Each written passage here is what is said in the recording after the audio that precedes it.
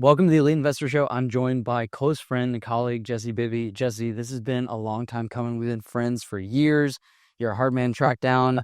You're busy. I'm busy. I love the stuff that you're up to. Man, seeing your path the last 4 years would inspire anybody. It's definitely inspired me, so I'm excited to dive into it with you today. I'm stoked to be here. You're my first friend from Tampa. Right when I moved here, you're literally the first friend that I made here. So we've definitely seen each other grow a ton from when or at least when I got here. So dude, it's honestly pretty incredible. Like looking back, very grateful for it. Definitely involved some missteps along the way, like of which I think both made us stronger, more resilient, and more apt for the future growth that we have experienced. So let's talk about how we first met, because I think that's an unlikely friendship for most people. Yeah. Starting in 2020, like mid 2020, I bought 7 rentals in 9 months, and I bought this rental in West Tampa, an area I actually like a lot now. And it was a single family home. I think it was 4-bed, 2-bath. And immediately when I buy a rental that's going to be vacant, I try to find a tenant ASAP. And so I was marketing it for rent actually before I even closed it, because I knew on closing day it would be vacant. I'll let you pick it up from there. Yeah. And I'm assuming right around the time you were closing on that and looking for tenants, like that's right when I was moving to Tampa. And so my idea was that when I moved to Tampa, I was going to buy a house and this and that. But I'd actually never been to Tampa before I fully moved. I think I may have checked it out to meet my employer that I was going to be coming here to work for. But yeah, so the idea was that I was going to eventually buy a house, but I wanted to just rent a spot short term, in between that. At the time, I mean, this was right out of college for me and whatnot. So I was just going to be renting a room. And so there was a group of people, I think there was two other people that wanted to go into the house together and things like that. And they kind of approached me on it, and they're like, hey, we've got this house that we want to rent, and do you want to do it? I'm like, yeah, absolutely. So that's kind of how got in the ecosystem, if you will. That's how we got connected, and it ended up not working out because I think you had gotten matched up with I think it was 4 people, I want to say. Maybe. I think it was 2 males. You were one of the males, and then 2 females, and I think the females found something else, ended up not working out. But I remember pretty distinctly, you contacted me on the side. I think I had to hit you up about something getting your driver's license for a background check or something, because I was doing background checks on everybody. Mm-hmm. And you were like, hey, by the way, whether this works out or not, are you doing more real estate investing? Because I get the sense you're younger, you're doing a lot of this.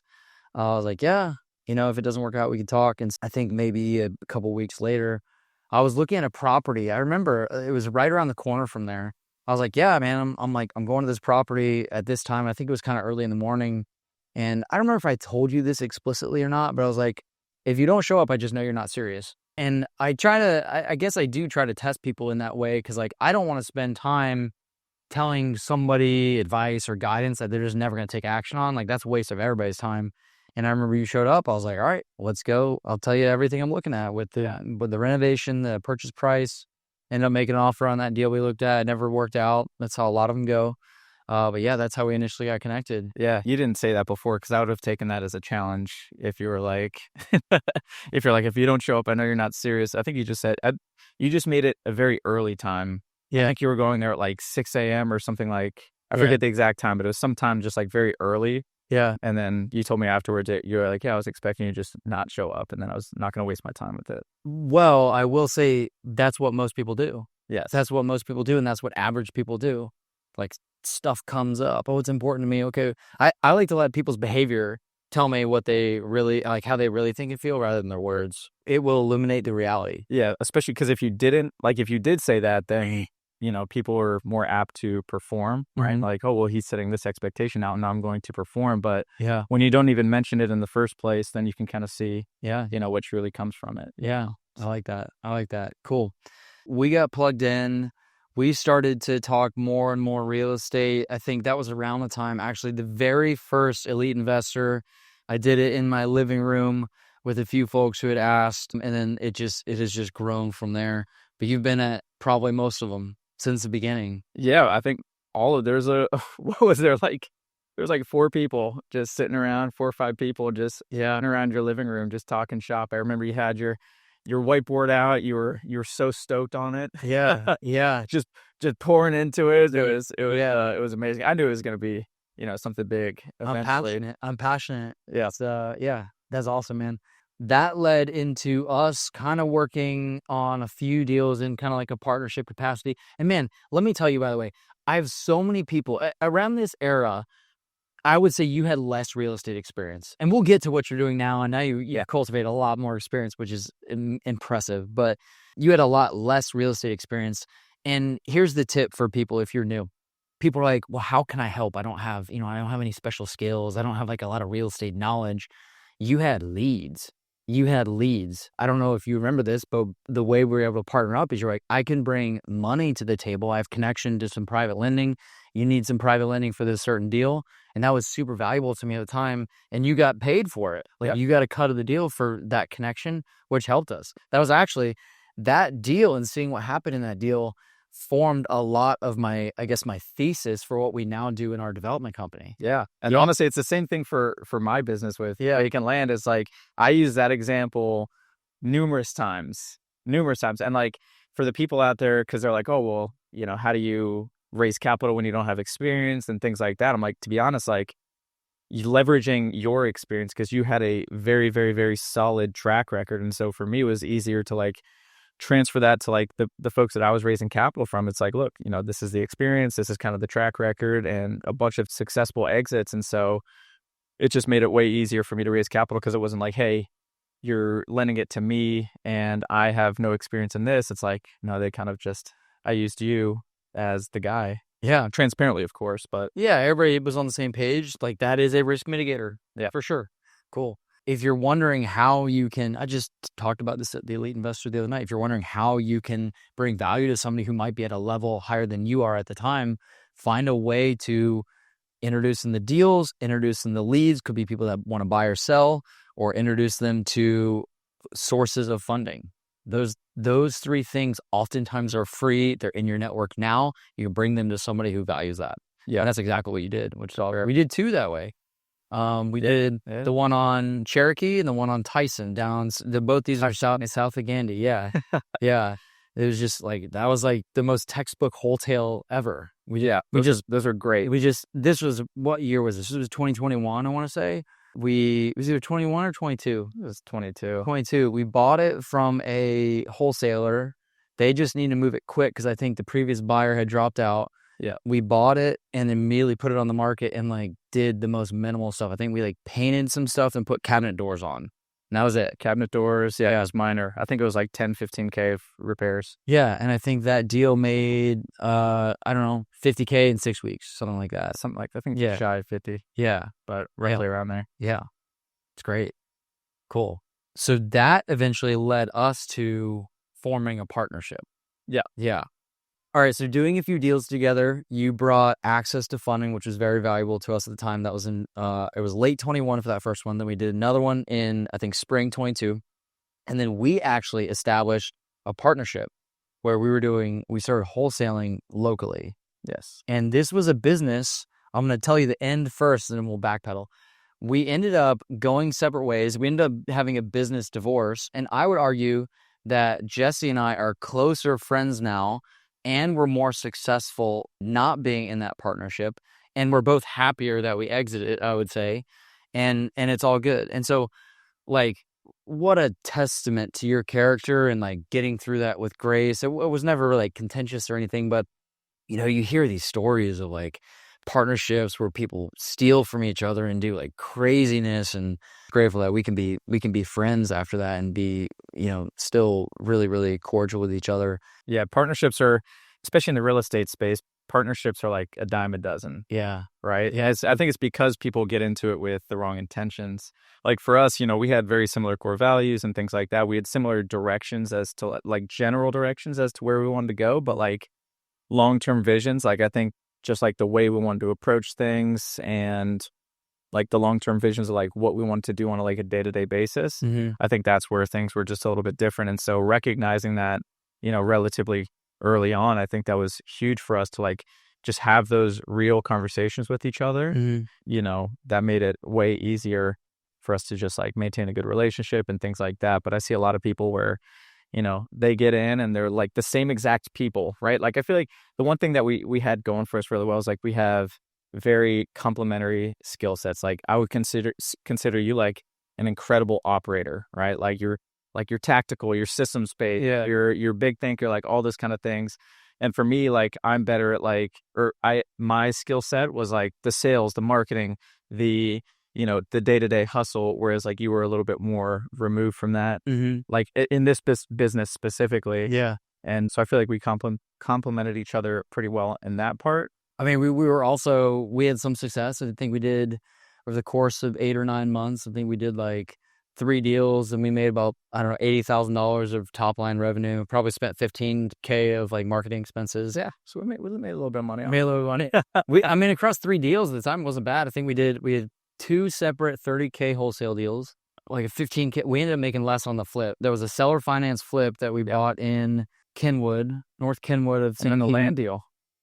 The double lot. Yeah, the double lot. Yeah, New Western, right? Yeah. Yeah. Was that one? That was so we did the Riverside Heights 30K. Yeah. Riverside Heights 30K, the double lot. Yeah, that was 30K, and then the 15K flip. So it was like 75, 80K. Yeah, that was right before, it was in 2022, right before a hurricane came. And I remember there was a big oak tree. I was like, oh, actually, right over the roof. yeah, actually, I think Of that we didn't even acquire it until the hurricane because we couldn't bind insurance because the hurricane was imminent. The closing day was the day the hurricane hit. Man, So we had to push it. yeah. They were pissed. Yeah, wild times. I remember we had really good seller financing terms on that. Yes. Yeah, I forget that entire structure of that deal. I think it was 80% carryback at like 3% interest for 5 years. Yeah, Yes. Yeah. yeah. And then I remember when we were closing after doing a really light flip. It was like a heavy wholesale light flip kind of thing. Basically cosmetic flip, I would call it. We asked the seller if he wanted to like move the note to a different property. He's like, no, I'll just get cash. Yeah. I'm like, oh, dang, that would be cool. Gotta shoot your shot. Yeah, yeah. That would have been great. Cool. And then we dissolved that shortly after. That was like December of 2022. So what have you been up to since? Man, since then, that was when I think when we dissolved that is when I took a step back and I was like, what do I actually want? It's good. Good question. You know, because a lot of times it's like you just like get into the hustle and you put your head down and you're like, let me just like power through it. I'll just work harder. I'll hustle. I'll do all these things. But like a lot of times it's like the analogy, like you're climbing up the ladder and then you realize you're on the wrong roof, right? Like you climbed the wrong building. And so at the time I was just like, what do I actually want? Because that was when like the way we got that double lot was I was out door knocking pre-foreclosures out in like Ybor and Sulphur Springs. I was like out there just like hustling, but like it didn't feel like I was going towards something, right? It just felt like I was just like working hard. Yeah. You know what I mean? And so I was zooming out. I'm like, man, what does it look like to scale this kind of business? And then at the time I didn't have the right framework regardless, right? So it's, it's neither here nor there, but like zooming out, I'm like, okay, well, what do I actually want? And at the time, what I wanted was something where I had the ability to be remote, right? Because at the time I wanted to like travel the world. I wanted to be, working from my computer in Portugal and things like that. I didn't want to like be sitting on the beach sipping a Mai Tai and cocktails and stuff like that. Like I wanted to work hard, but I wanted to work hard to fuel my life, like an amazing lifestyle. Yeah. And when I was looking at like, what does it look like to scale this kind of business the way I'm doing, is like, it was not getting me to where I wanted to go. And when I was looking back at the time I was in this mastermind, and it was right around when I was having all these thoughts, and I saw a presentation from a gentleman that was doing only vacant land, just vacant land. And he was just explaining the model. He was explaining like what he's doing, his results, his activity required. And he was doing it from Spain. So he was buying, selling, investing, developing in Florida, but he was living in Spain. And so I looked at that. I'm like, man, like this looks exactly like the type of business I don't want to run. And then I looked at the land deal that we did, and I'm like, man, that was a relatively simple deal, right? There was a lot of title issues, chasing down heirs and like things that we had to do to get that across the finish line. But in terms of like the rehab and things like that, it was, we didn't really have to do a whole lot. Where like even on a simple wholesale on that St. Pete flip, we still had to like do things for that. Yeah. Right.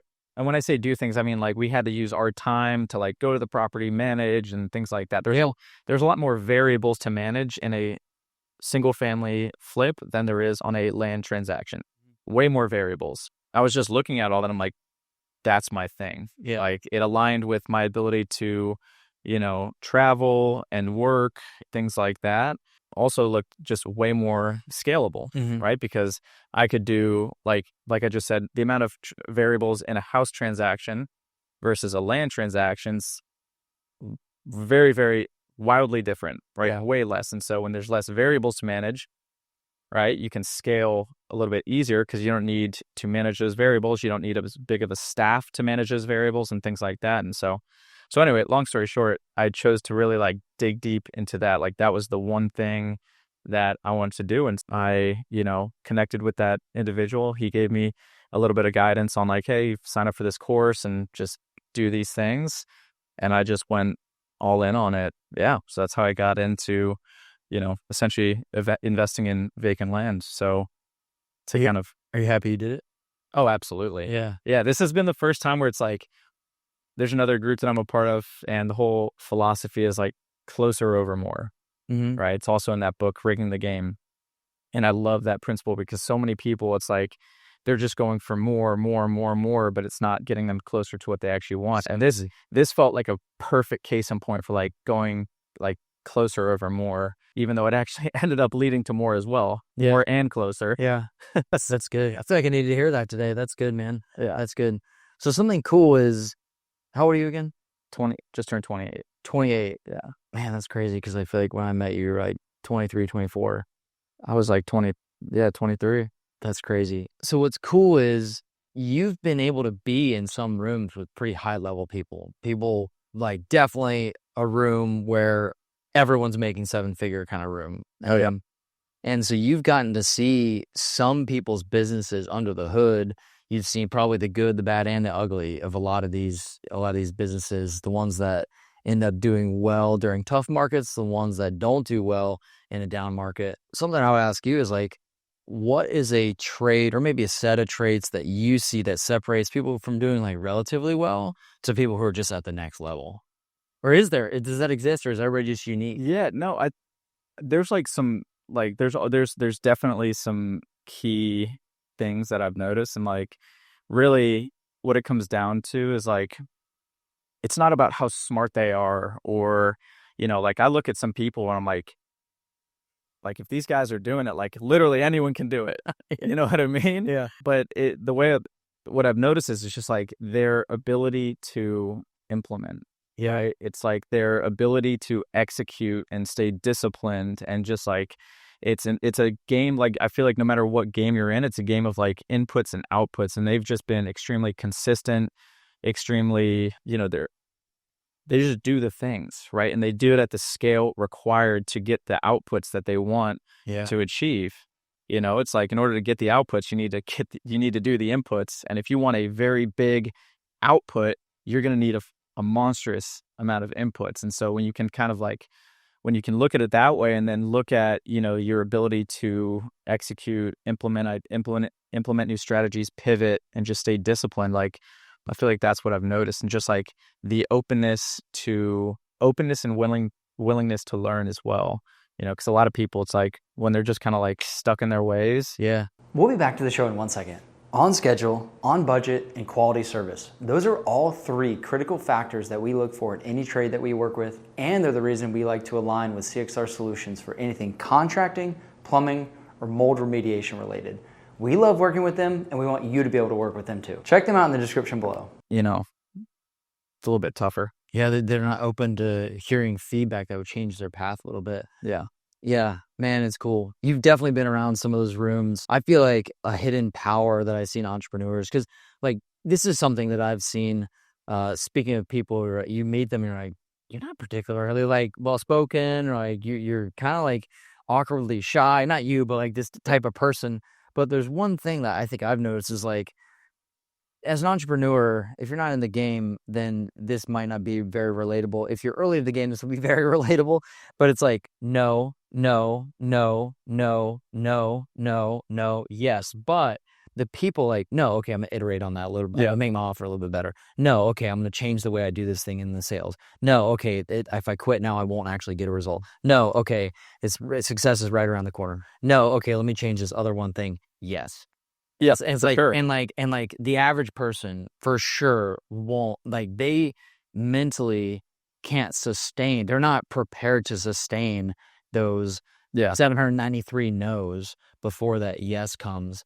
But then the yes looks like overnight success. Yeah. You just have to be relentless, right? Yeah. That's like Yeah. what it boils down to, especially in the beginning. Like, it's a little bit different, like if you come into an existing business and things like that, where like the ship is off the ground, but like, I don't know, at least for me, maybe I'm just wasn't as bright in the beginning, but it's like, you know, I feel like to get that rocket ship off the ground, it's like you just got to be relentless and just like be committed to getting the result no matter what. I remember when I started my land business, it was like, I refuse in the past. Like, I feel like I had a million failed, quote unquote, they weren't even they were just like hustles, a million failed hustles. Couch lifting. Man, I was split. I remember when I moved to Tampa, I was flipping couches, right? Back when I was younger, I was flipping fireworks. I was doing little Etsy drop. I was doing all the things, right? When I was growing up, and like, I'd never grown an actual business. And so, you know, so I felt like I was flawed. I felt like I wasn't the type of person that could run a business, right? Like I had that limitation on my mind. And before, as I was getting into the land business, I told myself, I'm like, I will literally go bankrupt until like I'm going to get the outcome of one deal, right? Like I refuse to give up. I'll go bankrupt. I'll do literally anything. I'll max out my cards. I'll do anything until I get that deal. And the only time I will allow myself to quit is after I get a deal. You Right. set that standard for yourself before you fully embarked on the journey. Yes. And this was after a bunch of, like, this wasn't like my first venture. Like this is like after a bunch of failed things in the past. I'm thinking that I was flawed. But setting that standard up front, I feel like is exactly what I needed, because it helped me just like, again, inputs and outputs. I'm like, I'm literally, I remember it was like, you know, the course told me I send out mail, right? Like that's how I was going to get my first deal with land. And so they were like, yeah, if you want to get a deal, it usually takes like X amount of letters. I think it was like 4,000 or something like that, 4,000 letters. And so most people, they'll just like drip out like, you know, 500, 1,000, a couple thousand a month until they slowly hit it, because it's a lot of money to send out mail like consistently. Yeah. And I literally just told myself, I'm like, all right, I'm just going to send out literally like 10,000 a month, every single month until I get something.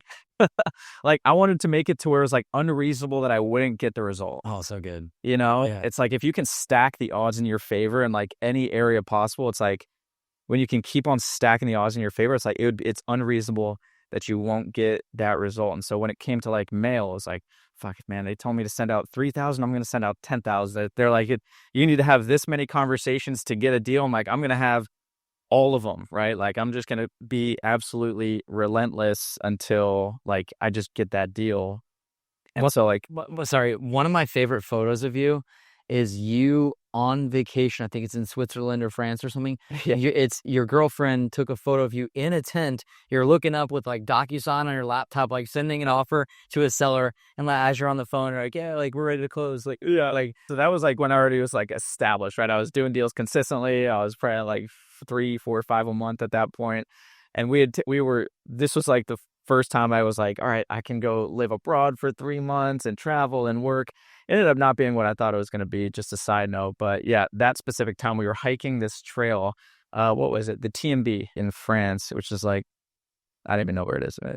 Somewhere in the Alps or something like that. But we were at a campsite and I finally had service. I was getting direct mail calls. I didn't time my direct mail properly, so the mail was hitting. And so I was just sitting in a little one-person tent. Me and my girlfriend, we each had one-person tent. So I was literally just like sitting in my tent.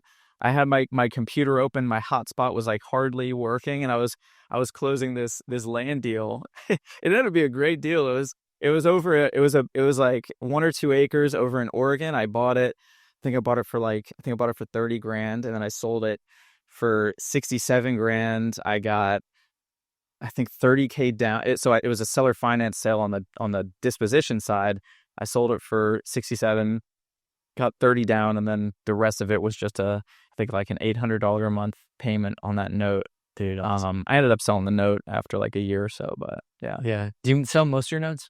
I've been keeping more now. I'm a big fan of the note game. It's like not a lot of people really talk about it, but Yeah. it's at least like in my experience, it's been the most like actual passive way to make money. Like I know I don't have a ton. I probably have like maybe like 8 or 9 at this point that pay anywhere from like $300 to $1,000 a month each. But like I've never gotten a single phone call. All I get is like the direct deposit hits Yeah. every month. And there's some ways to like mitigate that on the front side of like people defaulting and stuff like that. But yeah, I love notes. Yeah. We're doing, I don't know, between 6 and 8K a month just in notes. I don't know. I don't really pay too much attention to it, but Yeah. like if you have some money sitting around, it's a good way to get it out there and just like just get money sent to you every month. Yeah. It's like $100,000 a year. Yeah, Doing there. sure. Yeah. I'm not at 100K a year from notes yet, but I think if you annualize what we have out right now, then it will be. But liquidity is also really valuable to us. So we kind of, those are from your like more hard money loans, right? the one where we're making money. Yes. Yeah. It's just, it's Yeah. my own money, like Yes. private money that we lend out. Yeah. Okay, nice. Yeah. It's not like that money isn't structured as a fund or anything. Yeah. It's just like guys like you or people that we know with a vetted track record, we can have a degree of flexibility. Yeah. Stuff like that. I do some with you. I do some with a buddy in Missouri. You know how this goes. Like you get busy. You don't have it's not worth your time to like shop rates. Like who's shutting down lending with the way the market is, who's still active in this, what are their fees going to be? It's like, just make it simple. Yeah. It in my eyes, because like I could probably like go raise cheaper capital, but it's like, Oh, sure you could.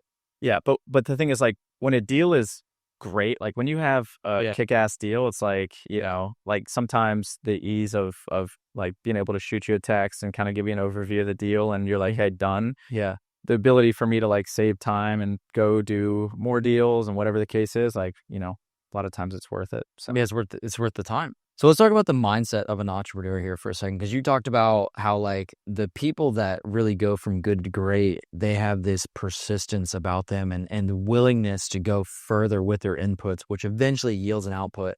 So something I noticed with you is like you're really, really into the endurance sports game. Like I remember you did your first half Ironman, and then you did an Ironman, and then you're like, hey, I've been thinking about doing this like this Ultraman thing in Central Florida. I was like, you're gonna do what now? Like, I'm pretty intense. Like, I'm pretty extreme with some of the things I do sometimes, I think, and I like it. But like, dude, you took it to a new level. yeah. Do you think, like, just walk me through that? And then my question is, do you think that is also relative to how you think in business? Yeah, I think it was like, I don't know, it's almost like a test for myself. You know, like the Ultraman was great. It was like, What is an Ultraman? Let's tell. Yeah. so an Ultraman it's like a 2.5 time Ironman.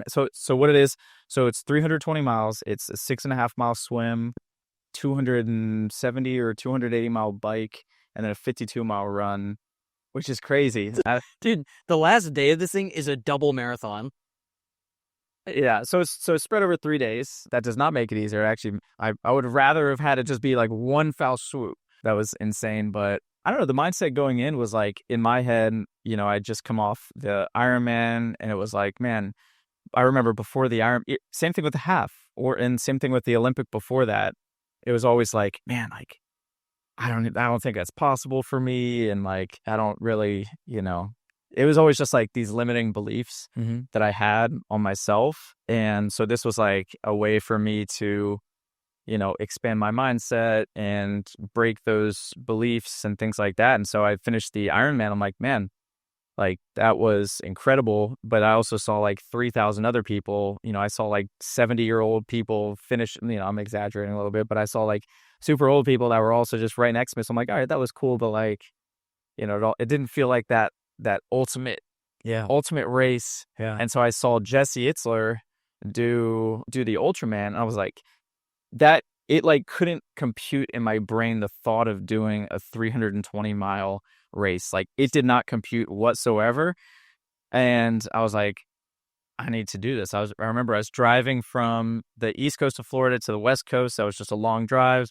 And I was just like sitting there in silence with my girlfriend. I'm like, I think I like have to do this. Like I have to do this. And it's like an application or whatever. You have to pay like a big fee just for the application. so I did the application, and then they were like, "Yeah, you're approved." I think they were just doing it to make it seem more like exclusive, but it's like, Yeah. when I remember getting accepted to that, I'm like, "Oh shit!" I'm like, I actually have to do this now. Coming into it, I was like, I'll support my friend. It's a little bit of an errand, but I'll support my friend. Like, that was so much cooler of an experience than I could have ever anticipated. Like, supporting you in those 3 days, like being part of your crew. Man, I got inspired from that. It was cool. Yeah. Especially those last, like seeing you do that 52-mile run, insane. You did well during that race too. You were like top of the pack, right? Like, Well, on the swim, the rest of it, I very quickly fell. I fell to the middle. I'm a mid packer when it comes to these type of events, but I get it done. So I think what blew my mind though too was seeing how many people either like didn't follow some of the rules and then just like, "Oh, I guess I got disqualified," Yeah. or like they just dropped out. They just dropped out of the Yeah. race. It's like, man, this race was like an investment of a lot of your training. yeah, So time, yeah, money, like it's Yeah. not cheap to do all those things too. So yeah, it was impressive to see how you carried like a pretty indomitable spirit during that. Like the whole time you were pretty optimistic, I would say, except for the last maybe 20 miles of the run. the last 20 miles, and just to set the frame, I had never swam more than whatever the Ironman distance was, like 2.4. 2.4 miles. I had never. The bike, I did like maybe 120 miles, I think was my peak. And then I had never ran more than a marathon ever, even during training. Yeah. So, and it's not like I'm like an avid triathlete. I literally have done like 4 triathlons, and it's been Olympic, a half Ironman, a full Ironman, and then the Ultraman. So it's not like I had an extensive experience. So, Yeah. but anyway, yeah, like the whole thing was just more of like me testing myself. And is that the healthiest way to like, break beliefs and things like that? I was like, I don't know, but it's It is for you. Yeah. It was for you. Like it's kind of like, I think I have a pretty strong mindset. I think I've overcome this limiting belief. I think that I'm capable of doing this. It's like, no, we're gonna prove it. yes, And you proved it. for sure. Pretty impressive. So, and then that's like kind of going back full circle ish, is like, again, inputs and outputs. It's like, man, it's like if you do the work required, if you do the inputs required, like it's unreasonable that you won't get at least like I would just follow the plan, right? And that's why like in the business, it's like, hey, just like do the plan, right? Like you've got the framework, you've got like you know what to do. It's like now just do the work required to get those things. And so, after that race, it was like, man, like what else is possible? Yeah. It's like, and like it just expands your mindset to be like, if I can do this, then I can literally, if I do the work required, like I can pretty much do anything. Yeah. So You're kind of an urban nomad in the regard that it seems like you really thrive on like getting to a new location and settling there for like, 1 to 3 months and like changing it up. Like I'm such a person of routine. It's just really, it contrasts a lot with me. I'm like, Yeah. I don't want to do that. Yeah. But as an example, you you sold half your lot, split the lot, tore down the existing house, and you're going to build a new house. You're like, I'm just going to move to San Diego. Like from Tampa to San Diego during that time. And, Yeah. maybe during that time I'll move again, but when my house is done, I'll come back. Yeah. Like what is it that makes you that way, you think? I don't know. I just I think things will just like work out. It's like You make them work out most times. I either have what I know or have outside of that. Yeah. Which is what I Yeah. don't know. And so I try to control the factors towards like what I like the most, which like I like growing my business, taking care of my health. And I'm saying you don't like these things. I think you also like these things, but like growing my business, take care of my health, and kind of like challenging my own self as to the degree of what's possible. Yeah. And to me, it's like, well, I can accomplish those things the best if I go with what I know. For sure. But with you, it seems like you actually thrive in like getting in these new environments consistently, which is interesting. Yeah. I think, and I think it's like different times in my life too. Like I think before I wanted way more of it. It was like, I just wanted to always be traveling and working and like doing like new environments and adventuring and things like that. But I think as I've changed, it's like, or as I've grown, it's been like, like moving out to California, that was more of like a long-term strategic move. Mm-hmm. Cause like I was looking at Tampa and I was like, Tampa's super cool, but I'm a big adventure guy. And I want, instead of like, having to travel all the time and, get that same adventurous nature and things like that just on vacations. I was like, I need to have this more like ingrained with my lifestyle. Since the house was being torn down, I just had a perfect opportunity to, kind of explore that when it was lower risk and things like that. And it's actually my girlfriend's idea to move out to. So it's Encinitas. It's like just north of San Diego, but it was actually her idea. And I just trusted her because she has similar, like things that she loves doing. She loves adventure and things like that. I kind of trusted her judgment on that side. And we got a short-term lease and moved out there, and we love it so far. Good, So, man. Good. yeah. You really thrive off that, and I'd love to see it. Yeah. Let's talk about the future a little bit. Like, what's next for you? It seems like you're doing bigger deals, bigger magnitude deals, longer type stuff. So yeah, stuff that requires longer due diligence and like parceling off. I don't know, the deal you were telling me about, you're like, you're going to title it and sell it off a little bit. So yeah, really the goals for the future is to like really grow more of a business. Like still up until this point, it's been, a lot of hustle, a lot of like brute force and things like that. And over the past like 6 months, I've started to grow a team. Mm-hmm. So it's still a very small team. I've got like 3 people on it, but Yeah. the goal is to, just do more bigger deals. Yeah. Right? Because like our business like runs like a machine with like these mid-size deals. What's a mid-sized deal for you? In terms of like size or Acquisition price, maybe? usually like our bread and butter is buy for 30 and sell for 60 to 80, Mhm. and that, or like buy for 80 and sell for like 130. Mhm. So that's like kind of like those are like the bread and butter deals, but these subdivides, entitlements, I don't think I really want to do as many like entitlements right now, just because the duration and the risk and the capital required and things like that. I don't think I'm ready for that just yet. I had failed on one pretty bad, and that didn't necessarily leave a sour taste in my mouth, but I saw what it looked like to like do those. I'm like, I'm not quite there yet in the business. And so, but subdivides have been incredible for me. So like, I'm a huge fan of those, and I want to do way more of them. So like, we're doing one right now in Arizona. It's 20 acres. The owner actually lives on the property. Wow. And so what we're doing is we're buying the 20 acres, and there's something called like a minor land division. That's what they call it in Arizona. Other people call it like minor subdivisions and things like that. But essentially, it's just like a much quicker subdivide, right? So like in Arizona, specifically in this county, you can, with a simple survey, you can cut a lot from one 20-acre lot to less than 5 or less lots, right? So in this case, what we're doing is we're working with the owner of that property. He wants to keep 7 acres, and we're going to purchase 13 acres. Mm-hmm.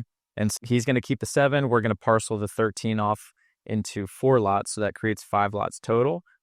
And then after he technically does that, because he's doing it in his name, but we're facilitating it. After that, we'll then do another subdivide on those 4 lots.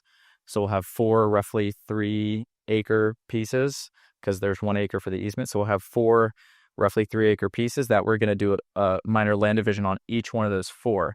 So we go from having 4 to having 8 roughly 1.5-acre lots.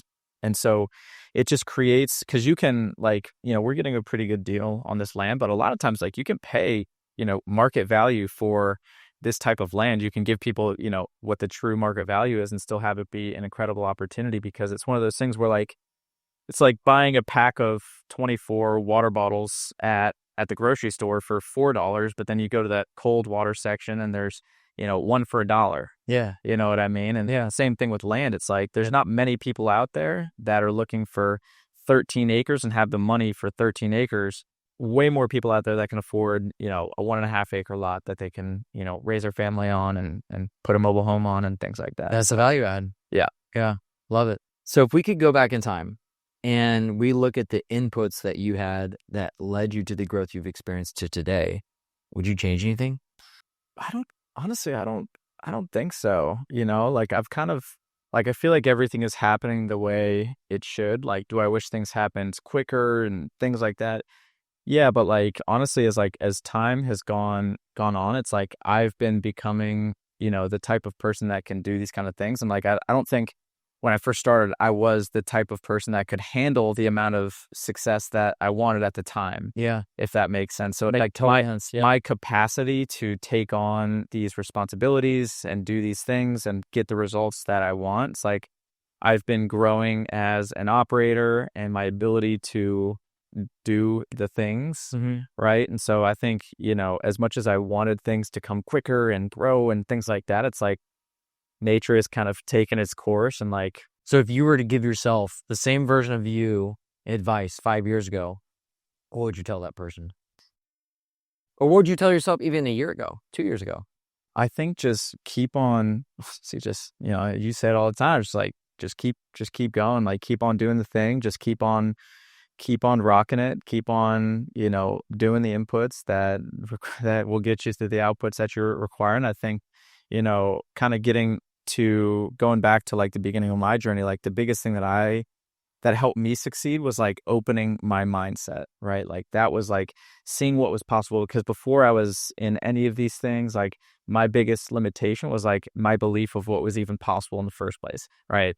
Like that was the biggest thing. And so having like proximity to that's speed, right? Like being in groups like EIMG, right? Like even when you're crushing it, like what I've seen for myself is like, even when you're crushing it, like being in groups where there's so many, it's like the standard, right? And it kind of like everyone has like this internal temperature and like this internal, belief of what's possible. And so when you can be around so many other people, in groups like EMG or other things, like it just as like a byproduct of being in that room and engaging and participating and doing things like that, it like by default increases your internal temperature, and it also increases the speed of getting you to your desired outcome, just because of like proximity and like opening the mindset and just having like the tactical things and the tactical conversations with those kind of people. So, dude, so good.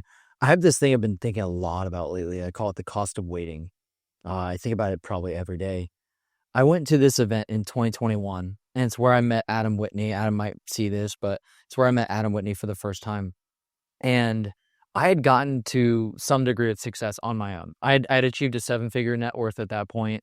A lot of it was just by living frugally and investing the difference. I went to this education event in Orlando, and I was always very like anti-guru, mastermind. I was like, I could just, will it on my own.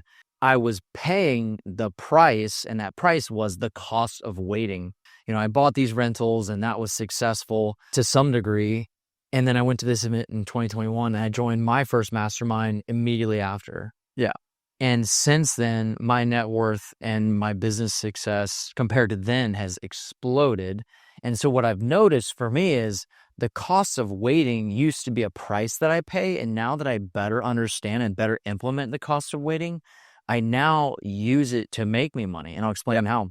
I believe I have a lot of confidence in our offers and stuff. Yeah. And so what I've seen, like, I'll give you an example.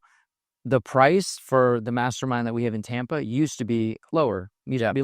When somebody's like, oh no, I'm going to wait, I actually don't really let it bother me, because one of two things is true. Either one, you were never the right fit to begin with. And so if you aren't the right fit, I don't really want that person in the group anyway. And two, if you are the right fit, it's very likely you'll join anyway, but you'll just join at a higher price later. Yeah. And so the cost of waiting, I'm now using to my advantage instead of it working against me, because I have a lot of confidence in our offer. And our offer is one that gets people results. I mean, you see this, like what you're involved with gets people massive results. And if it doesn't, they're probably not doing the right things. Yeah. They're not executing. Yeah, so they might not be a good fit. Honestly, I see that the biggest cost isn't like the, X amount of thousands of dollars increase in the membership price for, EIMG or anything like that. Really, like the biggest cost is like the missed opportunities in their existing business. And like, it's for different people at different phases. Like when I was growing, like the thought of investing in anything aside from just like marketing for deals seemed, like a bad decision. And quite frankly, it was, because like, again, kind of going back to what I was saying earlier, it's like, I didn't have the capacity to like me as an operator, like I didn't have the capacity to like go into a room like that and and be able to, implement and execute and things like that. It's like I need to kind of like earn my stripes, if you will. But as I have grown, as I've done way more deals and made way more money and things like that, like now my focus has shifted with a lot of like intentional inner work, quite frankly, because I'm always very frugal, but like it's shifted a lot to like, hey, like I'm willing to pay for speed, right? It's like good. That's a good. I am absolutely willing to pay for speed, right? Because like I see, like once you get to a certain level, it's like, and I'm not, some big, once you get to a certain level of success, it's like you see a lot, like you just want to get to where you're going way faster, right? You see a lot of missed opportunities and things like that. And so if I see an opportunity to invest in something, whether it's a coach, whether it's a new marketing channel, whatever it is, like I'm way more willing to just like pay for whatever I can to like get the speed to that outcome, if that makes sense. It makes total sense. I think it's a great conclusion that you made. Yeah. So again, it's not like I don't recommend everyone does that. Like if you're earlier on, like a lot of times, in my opinion, like it's better to earn your stripes. It's better to like use that money and like get on YouTube. Like get on YouTube, like use that money for like marketing or whatever it is that you're doing. Like in my case, it was marketing to kind of cut my teeth and whatnot. But once you're at a certain point, and it's like you want to get to, like the real like next level, like multiple 7 figures and things like that, it's like, if someone has the solution, right? If someone actually has like that framework or that game plan, or they have the thing that you're looking for, it's like, man, I will stroke that check way quicker, right? With discipline, of course, but I will stroke that check way quicker because, it will absolutely get you a return. Like I just hired a coach. I paid him 20 grand. And if I would have thought, 6 months ago or probably even 6 months ago or 12 months ago, right? If I would have thought of paying someone 20 grand for some coaching, I said, hell no. Yeah. Right. I'm way too cheap for that. Like, but with where I'm looking to go, like in the first month of me coaching with him, I've already doubled that investment. Nice. So quickly. Is it a coach that specifically is for your strategy? Yes. Cool. Yeah. He's a coach, like he's pretty much exactly where I want to be. So he's kind of like 2-ish years ahead of me in the business in terms of like how long it'll probably take me to get to where he's at. But like, time with him is extremely, it's invaluable, right? Yeah. Because he's shown me so many little like frameworks that I've immediately plugged in. Now that I have the capacity to, I've immediately plugged him in and gotten way more out of it than the 20 grand that I paid him. What a journey, man. What a journey. Cool. Thanks for joining us on the session. Man, excited to be here. It's good to see you. Yes, sir. Yeah, thanks.